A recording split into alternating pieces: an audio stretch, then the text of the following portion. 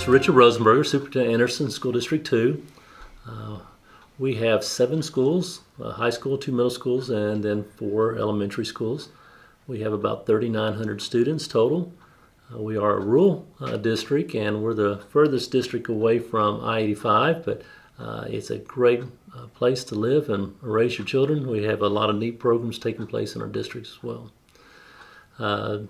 Some of the things that we were able to accomplish last year stem from some of the superintendent goals we had, and one of the neat ones that I think our teachers very much appreciated was we call it empty plate goal, and that's where we had a lot of programs or a lot of requirements that teachers have been doing over the years that we just wanted to go back and re-examine. Are they necessary? Are these things that we're just burdening our teachers down with that we could remove from their plates and allow them to be more effective in what we truly needed to be doing for student instruction? And I think we did that. We were very successful in doing that, not only as a district but as individual sites. Teachers were very pleased with that effort. Another one of our goals that we were able to accomplish is a teacher absentee incentive program. Our absentees is high. I mean, our absentee is actually appropriate. We have a good. Our teachers come on a regular basis, but if we know that when our kids are going to be successful, it's because our teachers are in the classroom, and the more we can incentivize our teachers to be there for our kids on a regular, daily basis, our kids will be the ones that win from that. So we put together an incentive plan for teacher attendance. I think it was met very positive. It ends up kind of like a little bonus. Just, well, we want you to be here, we want you to come, and we're going to make sure we reward you for your efforts. Very pleased with the efforts for that goal as well. And then the final goal that we wanted to accomplish is it stems from a concern that we had that a lot of our teachers, and maybe it goes throughout their state, even the country, a concern they are not paid well as well would like to, and some of that comes from maybe not even having the best financial planning. Teachers have not usually been trained in financial planning, how they can save some money, how they can put money away, and usually there's a fear, I cannot afford to put money away. But one of the things we discussed is making sure our folks, all of our teachers, all of our staff members had access to some instructional planning. And so we will have some financial groups coming in and working with all of our staffs portion of the year just to give some good wisdom to make people feel a little more comfortable that they're investing wisely in this profession and that it's going to have dividends that come back for them later on. We believe that's important and for the mental health for our staff. So I think that's all of these 3 have been very well received. We have 2 things with technology that we're wanting to implement or will be bringing forward to our staff. And the first one it stems from we've had the Promethean Boards in every teacher's classroom, and that's something we're very proud of. It's a tool that our teachers have been using as a resource, but they've been using that for almost 10, 15 years, and now we're realizing that is becoming a little antiquated. It's time to move on. So what's next? We can keep replacing these boards, but what's next? And this year we started a 3-year package of replacing all our Promethean boards in the classroom with active panels. So we have these large active panels that take up a lot less space. They're still very engaging for our students. They're a lot clearer than the Promethean boards, and our teachers are looking forward to it. Now that's going to be deployed at 2 schools, Honeypath Elementary and Belton Honeypath High School this year, but over the next 2 summers, all our teachers, all our classrooms with active panels. And the neat thing about that is many school districts are still struggling to get every classroom fitted with some kind of technology. We're on our second go-round of what's new and what's next in the technical world, and so we're excited that we're able to keep up with what our people outside of schools are able to use. The other one is this is our final year to deploy a device in our hands of our kids, and we use Chromebooks through our district, and this year we're putting them in our K through 2 hands. Kindergarten and 1st grade will have 1 Chromebook per 5 kids, and they will not be going home. 2nd grade will actually have their own Chromebook. And so now we have Chromebooks in kindergarten through 12th grade. Very excited with the instruction.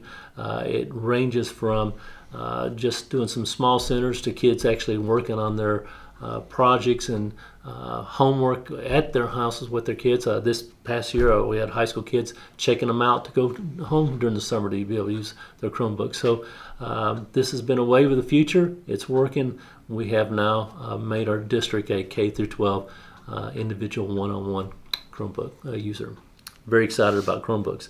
Some of the projects, or a couple of projects we're looking at this year that we'll be completing here real soon, will be our renovation of our high school gym. About 15 years ago, when there was an expansion, we needed more space. We cut our gym in half, our old gym. We built a new gym, but it was a very nice gym that our alumni have been very proud of for many years, had used that facility. But now we were only using half of it. The other half stood empty during the entire school day, every day of the year. Storage, other programs in it. Well, we've been able to go back and recapture the entire gym and its facility and be able to use that now for a lot of programs, whether it's ROTC, cheer, PE classes, and allow us to have more tournaments and engage people outside our community come here and take part of, whether it's a basketball, wrestling tournament. So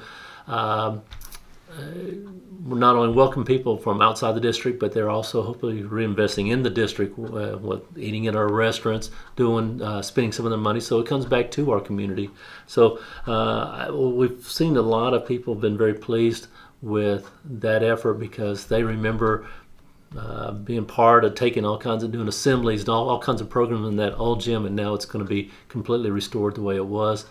Very excited about that. Our locker rooms are part of that package, and some of these have not have any upgrades since they were originally installed in there, and that's been over 50 years. So completely new tiling and new lockers, new showers, and we're excited. This is the right thing to do. I do want to emphasize we have had one significant project that we've just finished, that something we started this time last year, but we finished in April, is our new weightlifting wrestling facility. It sits right behind our high school. It will serve our PE classes, many of the other classes throughout our school. It is a state-of-the-art facility. It's a large weightlifting arena, as well as a wrestling arena for our kids, and we're receiving a lot of incredible compliments about how well it looks, how well it will serve our kids for many years to come. And the final thing is, we spent $1.7 million on it, and we owe no money on it at all. That was all entirely paid for by the penny sales tax. Very pleased with that new project, and hope our patrons and people even outside our community can have a chance to come by and witness what it will be doing for our kids. I want to address 3 new classes that we're really looking forward to launch in this school year. And these classes stem from, we know our kids have got to have the skills to go forward, whether they have a certification or a completion, or whether they're just simply trying to have something on the resume, say, I have some skills that I can be successful in the workforce. We have a high graduation rate. We hover around 90% of our kids will graduate from high school. That's great. But we continue to question ourselves, when they receive that diploma, what does that truly mean? We know our kids still need algebra. They need to know that quadratic formula. They need to know some things about Shakespeare. But are those skills going to be transferable over into what the business or the economy is asking them to do? So we've got to put more hands-on skills with our kids. And we have a wonderful career center that we share with District 1. But I cannot get all of our kids over there. We need more kids to have more opportunities like that. It's the only way we can do that. We're going to bring that to our site. And so the high school is actually starting a class this year called Introduction to Manufacturing.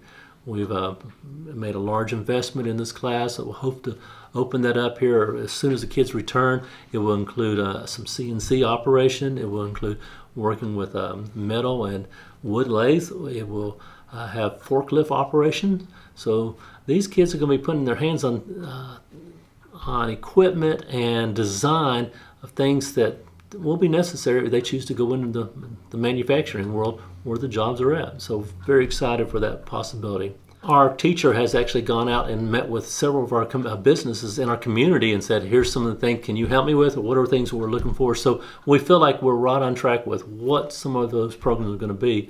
Interesting enough, the teacher, we could not find a teacher for that position. Looking all over, who's capable of teaching that position?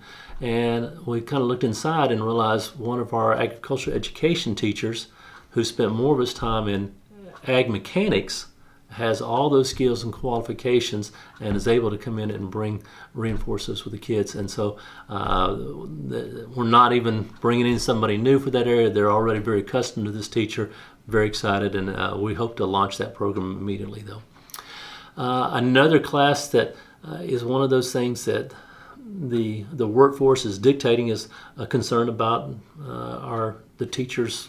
A low amount of teachers, teacher turnover, the number of teachers coming out of college is being prepared for going into the workforce. We saw a lot of that information passed out to us this past school year where we're losing teachers.